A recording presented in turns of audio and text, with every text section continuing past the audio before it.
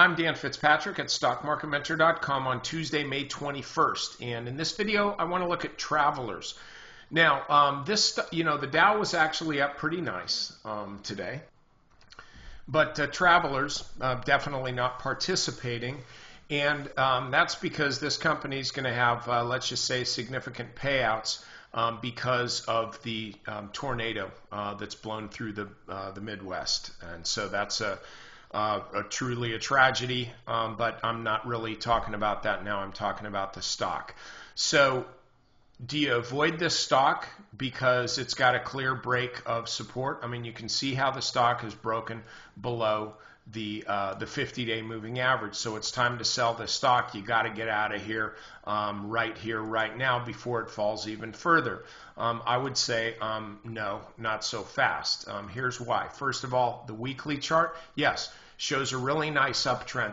But we know why the stock was falling today. We would expect the stock to fall on this type of news, because this is what happens with insurance companies. When you insure against a natural disaster, you just have property and casualty insurance, and you have property damage and casualties. Guess what? Your stock's going to take a hit. But if you look at the weekly chart and go back to, say, prior disasters, you can see that it would have actually been a pretty good move to buy into this weakness. Now, I'm not saying that travelers is done going down, but I am saying that this is actually a pretty good opportunity to start building what I would deem a low-risk position. And here's why I think it's low risk. Because if you just look at today's intraday low of 83.16, you can see the stock closed just a little bit above that. Now, if I were just to kind of project out in time, I've seen this type of pattern before where you see a big move down like this, and then on the next day, perhaps the stock even opens up a little lower. Maybe it trades down for one more day, but maybe it also opens up lower and then starts to reverse and trickle higher.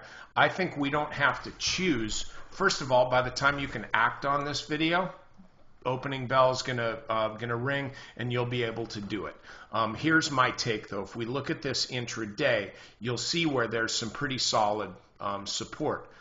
This was the big overdone sell-off down here to 83.16.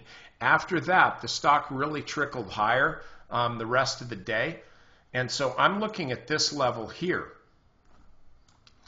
as some pretty solid support for travelers. So if you're buying this stock now, you would want to set a stop just below the intraday low, because we could have another down day. So you'd set a stop just below today's intraday low. If it turns out that travelers opens up lower tomorrow, don't know whether it is or not, then where you would want to actually buy is above this intraday low. Expect a bit of resistance up at this level, and then if travelers winds up clearing that level, you've bought here, you're adding there, and now you're off to the races. So try that strategy tomorrow, see if it works, and at the very least, you're going to lose only a little bit of money, because this is a low risk trade.